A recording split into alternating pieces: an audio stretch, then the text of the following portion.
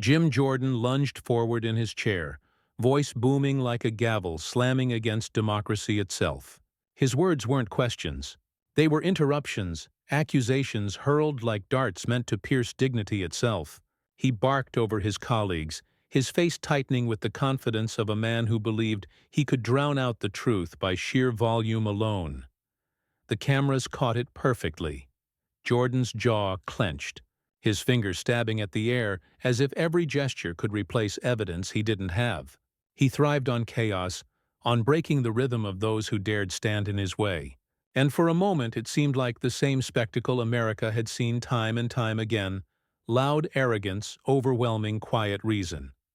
But then the camera panned, and there sat Jasmine Crockett, silent, still. Eyes locked on Jordan with the kind of piercing calm that only comes from someone who has fought bigger battles than this. Someone who knows patience can be more devastating than fury. Her expression didn't flinch, didn't falter. It was the stare of someone who could see right through the bluster. The room seemed to tighten around her, a vacuum forming in the space between his shouting and her silence. Committee members glanced over.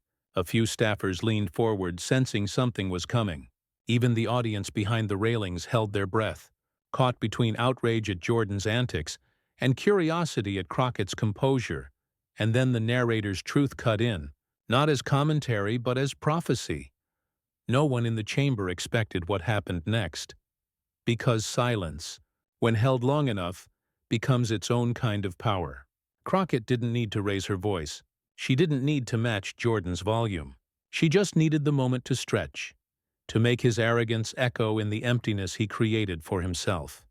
It was the calm before the storm, the breath before the symphony's first note, the second before the scales tipped.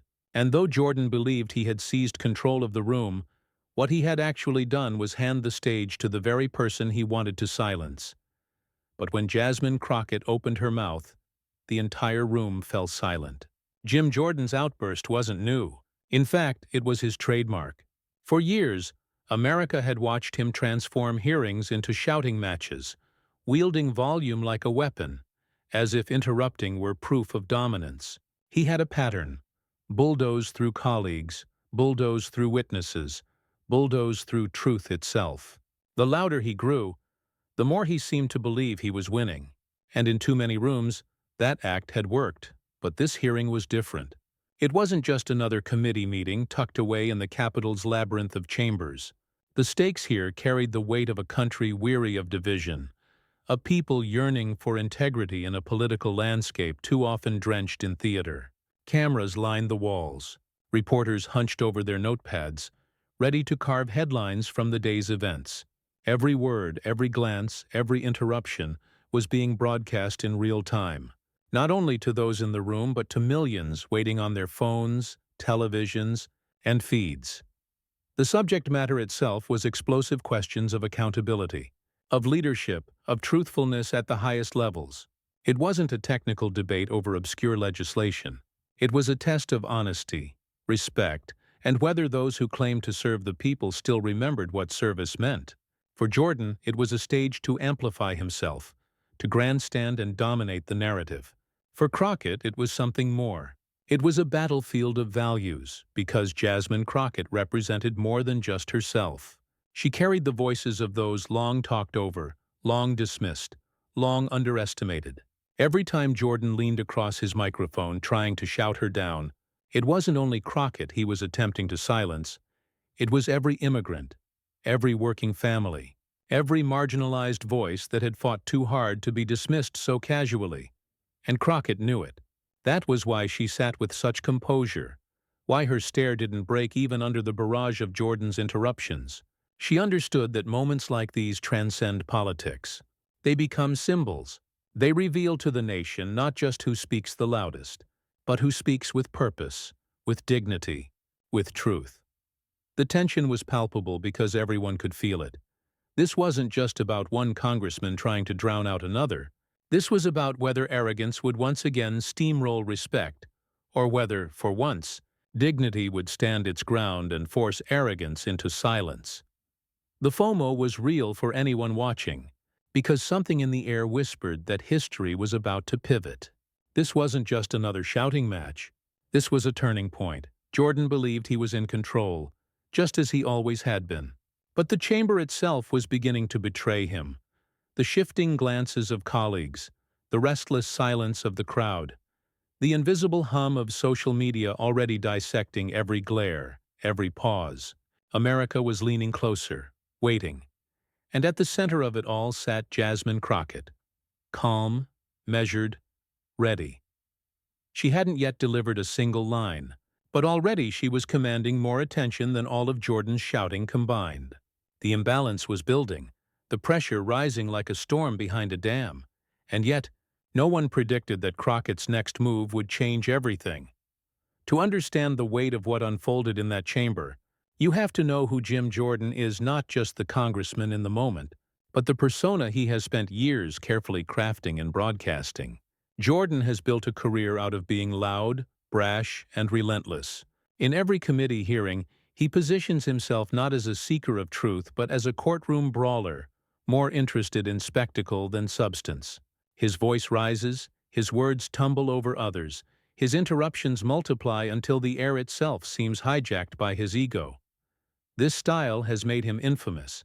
Clips of Jordan cutting people off mid-sentence, refusing to let witnesses finish, hammering the same accusation over and over until the clock runs out, those moments have become his signature. For his supporters, it's theater. They cheer him on as the fighter, the disruptor, the man who won't back down. But peel back the performance, and a different picture emerges. A politician more committed to noise than nuance, more interested in sound bites than solutions. He has perfected the art of turning hearings into his own personal stage, throwing red meat to the cameras and giving the impression of strength. But here's the contradiction. Behind that bluster lies a startling absence of follow-through. Time and time again, Jordan has made grand declarations only to deliver little substance.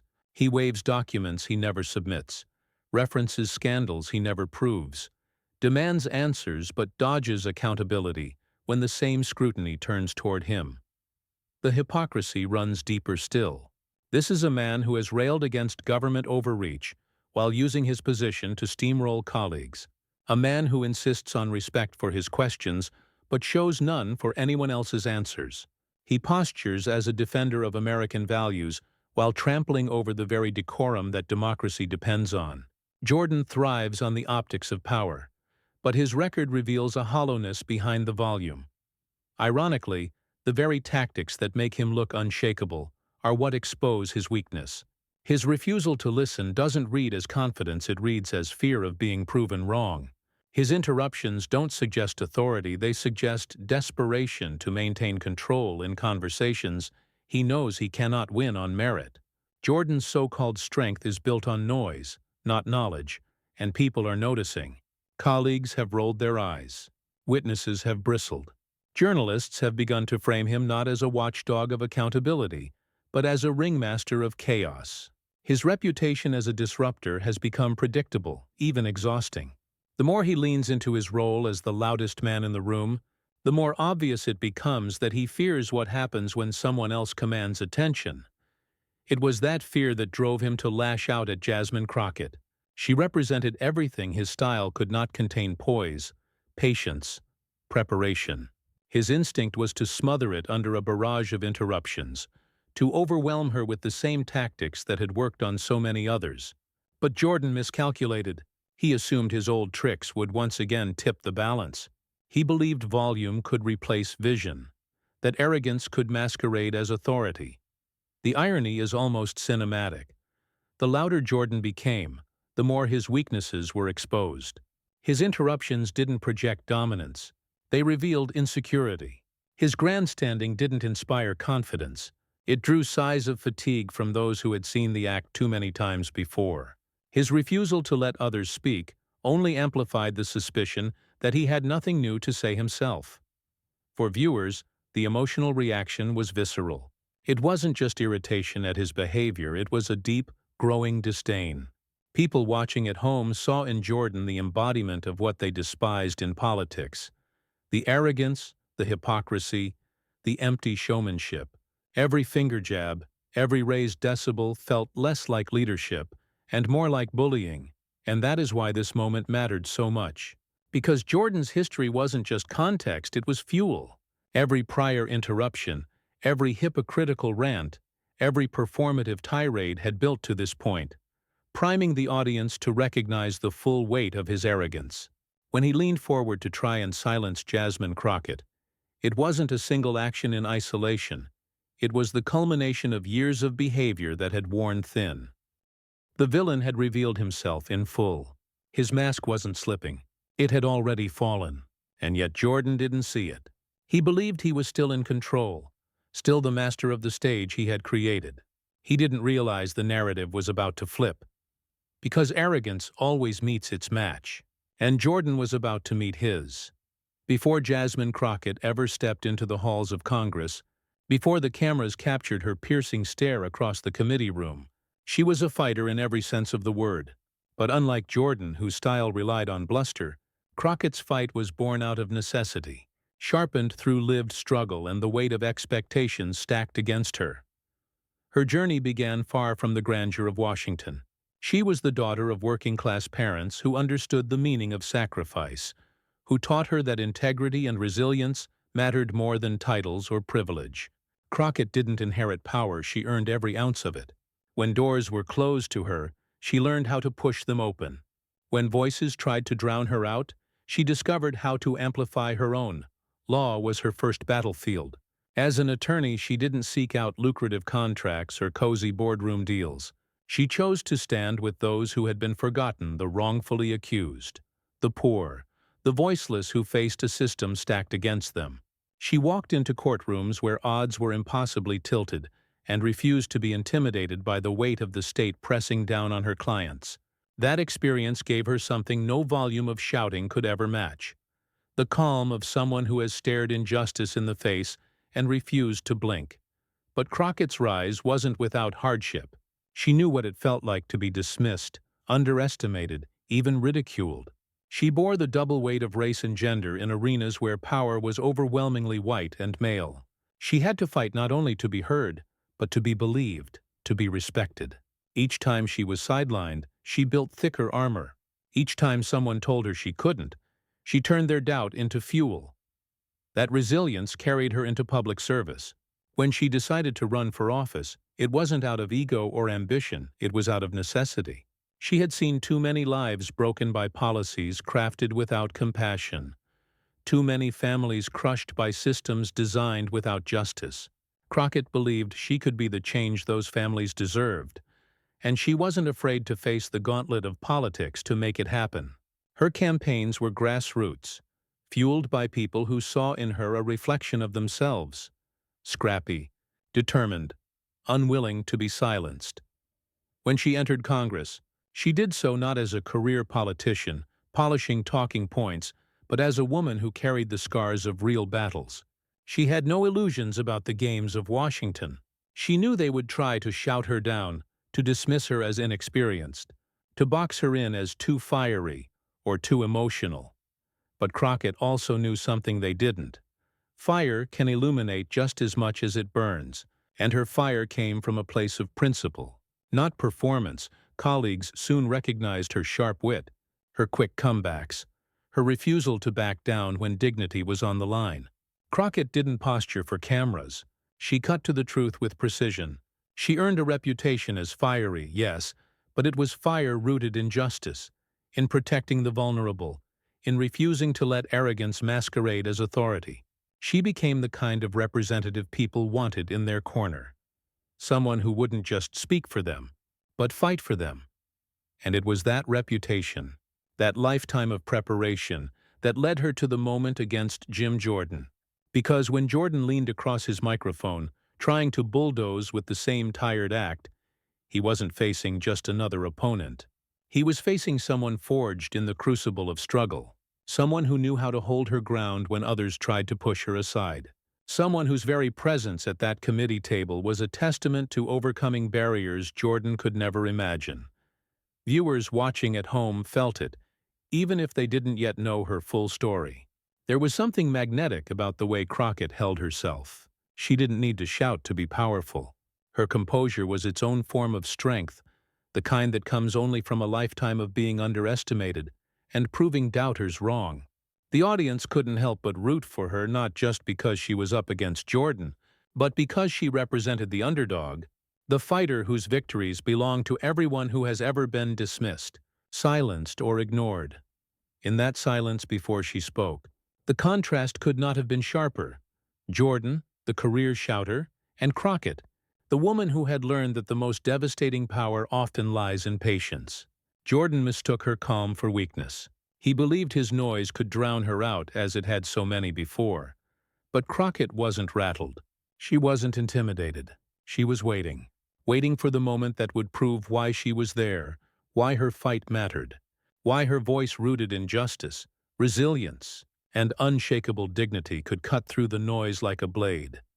Little did Jordan know, Crockett was uniquely prepared for this very moment.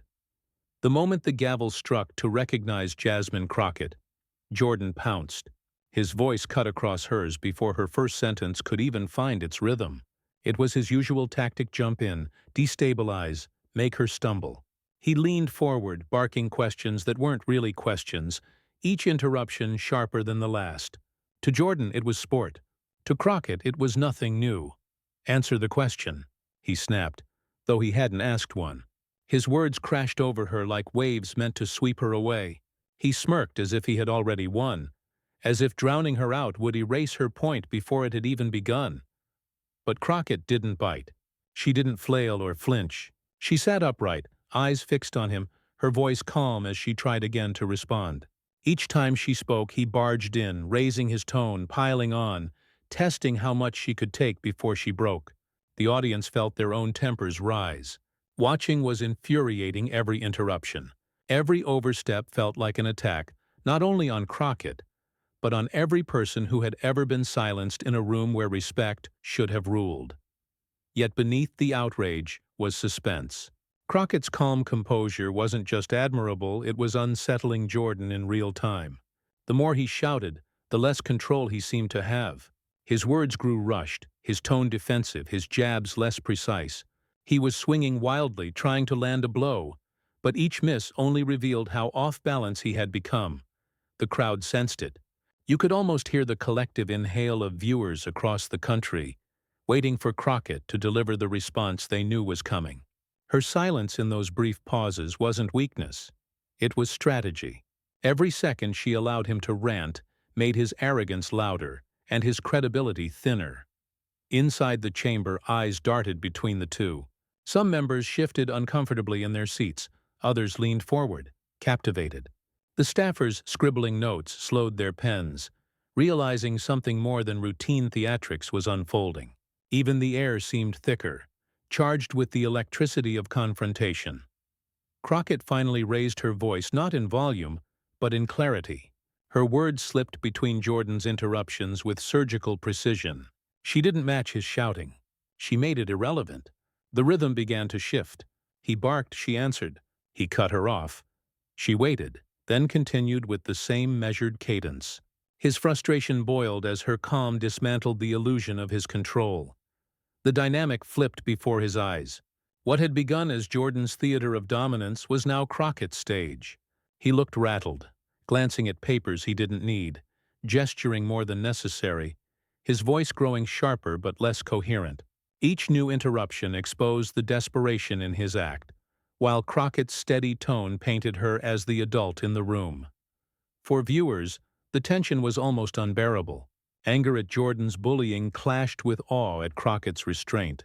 The disbelief that he kept pressing collided with the anticipation that she was about to strike back.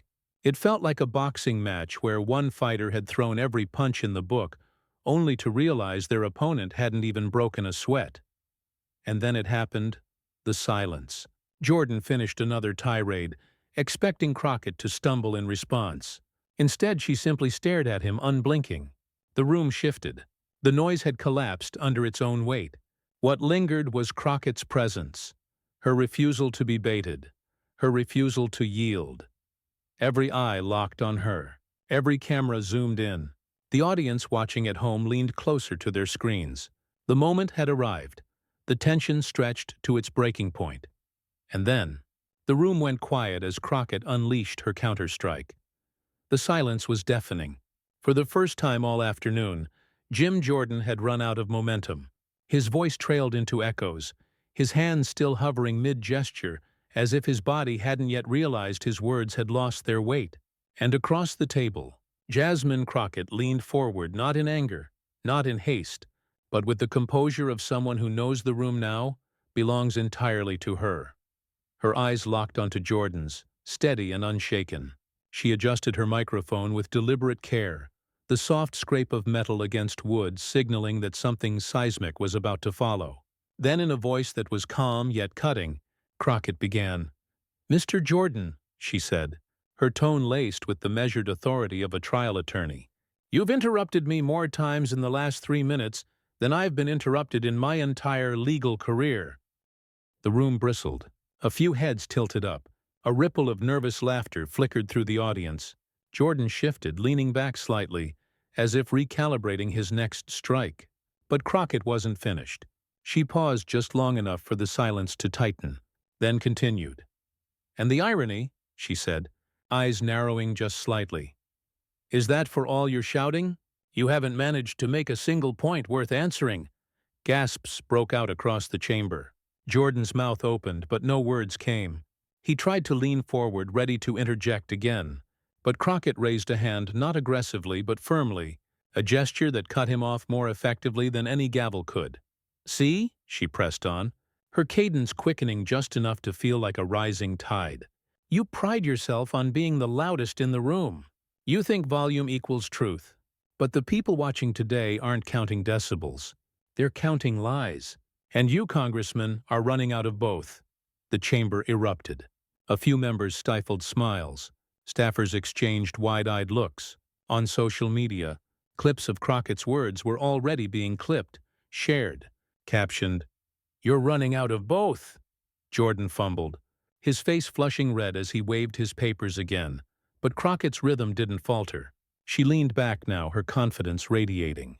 Her voice dropped slightly, drawing the room closer.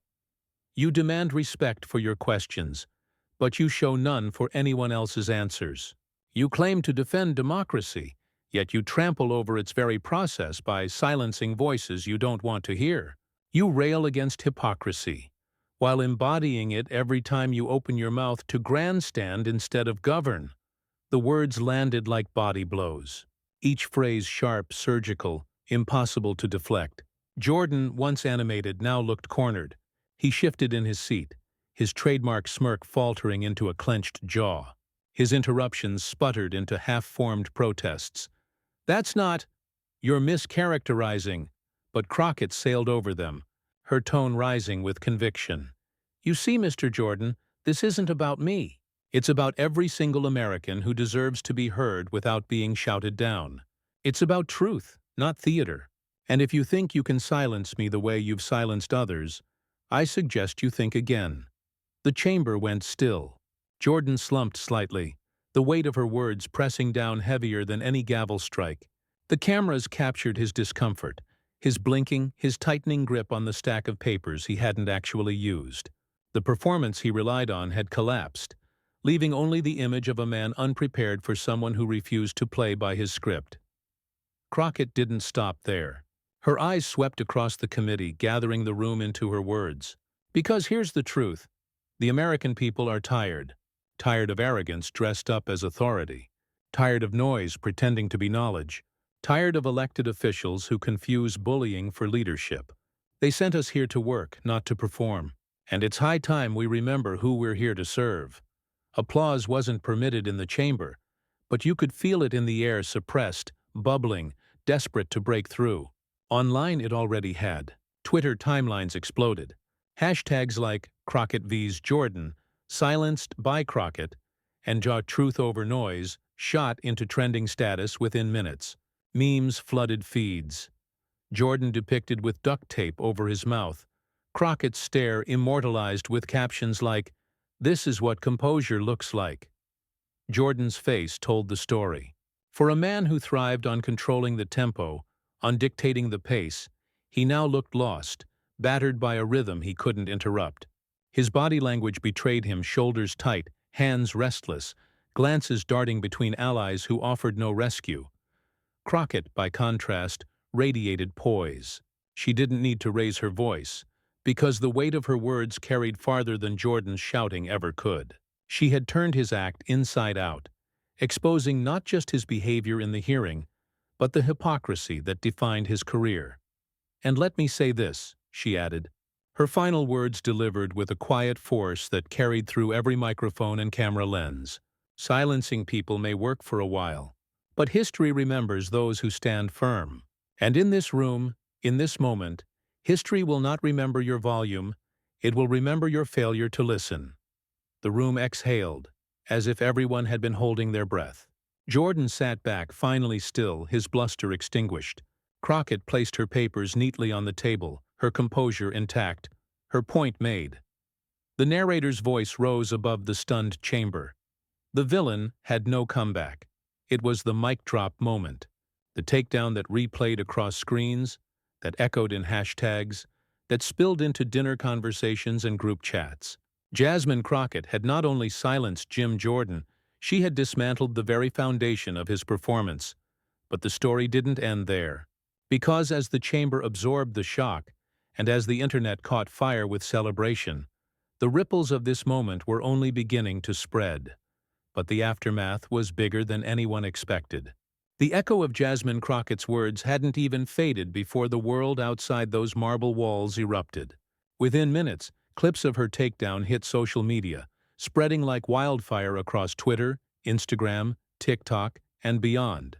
Viewers who had tuned in expecting another predictable shouting match found themselves replaying the same 30-second segment over and over, jaws dropping as Crockett's composure sliced through Jim Jordan's chaos.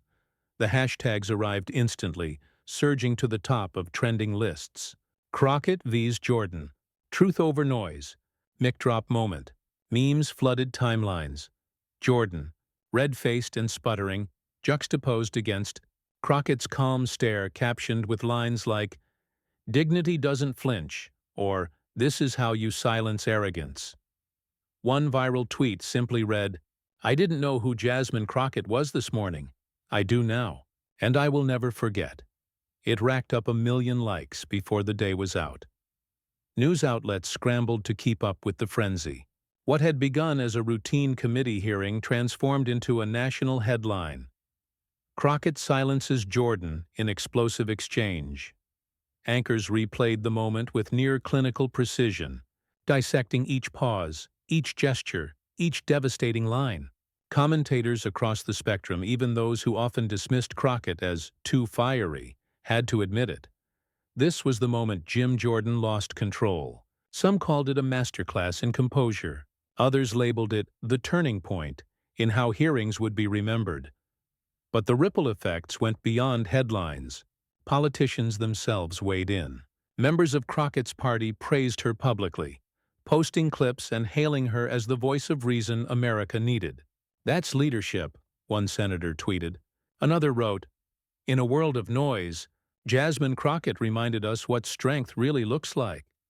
Even a handful of moderates, often reluctant to take sides, acknowledged her restraint and clarity as a rare bright spot in an otherwise toxic environment. The validation was overwhelming, not just for Crockett, but for everyone watching who had ever felt steamrolled by arrogance. The audience felt it in their bones: vindication, joy, a sense of belonging to a movement bigger than themselves. In living rooms and break rooms, on subways and in classrooms, people nodded along, cheering at their screens. It wasn't just politics, it was personal.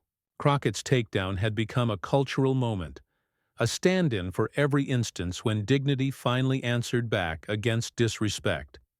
And then came the late-night shows.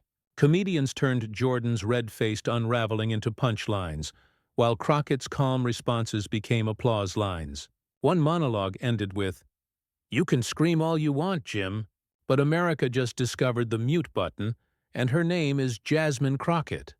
The audience roared, laughter mixing with the cathartic relief of seeing arrogance humbled. The resonance spilled into unexpected spaces, too.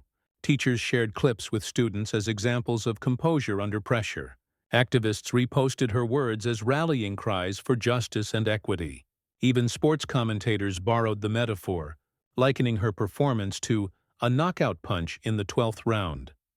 The language of the moment transcended politics, embedding itself in everyday culture. Meanwhile, Jordan's silence spoke louder than any comeback could. His attempts to spin the exchange fell flat, drowned out by the viral tide of Crockett's triumph. Every time he tried to pivot, the internet replied with the same clips, the same memes, the same reminder. He had been silenced not by force, but by dignity.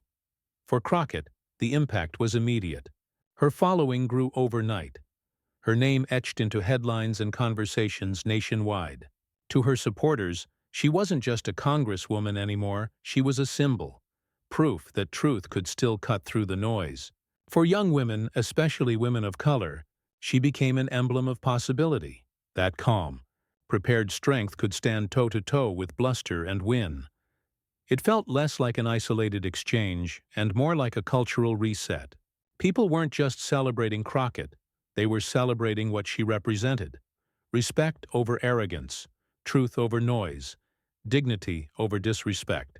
The moment validated their frustrations, reminded them they weren't alone, and gave them a reason to believe that the system still had space for integrity to shine through. And yet, the true meaning of this moment went even deeper. In the hours after the exchange, as headlines blazed and social media feeds churned with laughter and awe, Jasmine Crockett herself reframed the moment. To her, it wasn't about trading insults or scoring points, it was about something far larger. She reminded America that what unfolded in that chamber wasn't simply a clash of personalities. It was a reminder of what justice, dignity, and respect still mean in a democracy that too often forgets its own principles. Crockett's composure revealed a deeper truth. Calm, unwavering honesty holds more weight than the loudest voice in the room. Arrogance can shout, it can bluster, it can wave papers in the air, but in the end, dignity speaks louder. When she stared Jordan down and refused to be silenced, she did more than dismantle one congressman's theatrics. She proved that truth, spoken with clarity and conviction, is undefeatable. The lesson was not abstract. People watching felt it deeply because they recognized themselves in her struggle. Who hasn't been interrupted, dismissed, talked over, treated as though their voice mattered less? Crockett's response was validation. She showed that staying grounded in truth doesn't just survive arrogance, it silences it. That in a world addicted to noise, composure can be revolutionary. And that's what transformed this confrontation into a symbol. It was never just about Jim Jordan losing control. It was about what Crockett's restraint represented to millions. The power of dignity over disrespect, of justice over chaos, of real leadership over performative bluster. She didn't just win a debate, she reminded the country that values still matter, that respect still matters, that democracy is stronger when its defenders refuse to stoop to the level of its detractors. The inspirational crescendo swelled because viewers didn't just watch Crockett speak, they felt lifted by her words. It was as if her poise had cracked open a possibility that many had forgotten. That truth, calmly spoken, still resonates.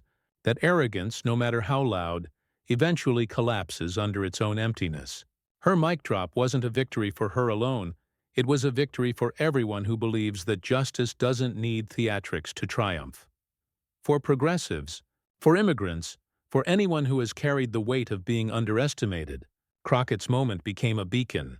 She proved that authenticity beats arrogance, that grace under fire is more enduring than anger, and that standing firmly in one's truth can shake the foundations of power. Her silence before speaking, her composure as Jordan unraveled those were not just tactics. They were lessons, because in the end, Crockett's message wasn't limited to a single chamber on Capitol Hill. It was universal. The loudest voice is not the strongest. The strongest voice is the one that speaks with justice behind it, with dignity within it, with respect guiding it. That is what America saw in Jasmine Crockett, and that is why the moment reverberated far beyond Washington. The chamber witnessed a takedown. The nation witnessed a symbol, And symbols endure. And if history has taught us anything, it's that voices like Crockett's always echo far beyond the chamber. Jim Jordan came into that chamber with the same strategy he'd relied on for years: shout, interrupt, overwhelm. But in the end, it wasn't volume that won the day, it was Jasmine Crockett's unshakable dignity. He was silenced, not because anyone forced him into silence, but because arrogance has no defense against calm, undeniable truth. This was more than a political skirmish. It was a reminder that in our democracy, noise does not equal strength. That respect and justice, though quieter at times, always carry farther. Crockett's composure turned the tables, showing us all that real power comes not from drowning others out, but from standing firm and letting truth speak for itself. And that's the heart of this story. Arrogance crumbles, but dignity endures. What we saw wasn't just a takedown, it was a triumph of principle over performance, of justice over spectacle. It was proof that even in a system too often dominated by theatrics, moments of clarity still break through. Now it's up to us to carry that lesson forward. If Crockett's stand resonated with you, if you felt that rush of vindication when arrogance was silenced by dignity, then don't let it end here. Share this story, spread it, make sure others see what real leadership looks like. And if you want more moments like this, more truth over noise, more justice over arrogance, then join us. Subscribe, stay connected, and be part of a community that refuses to be silenced. Because dignity doesn't just belong in one chamber on one day. It belongs everywhere. Together, let's stand with Jasmine Crockett. Let's stand with justice. Let's stand with dignity.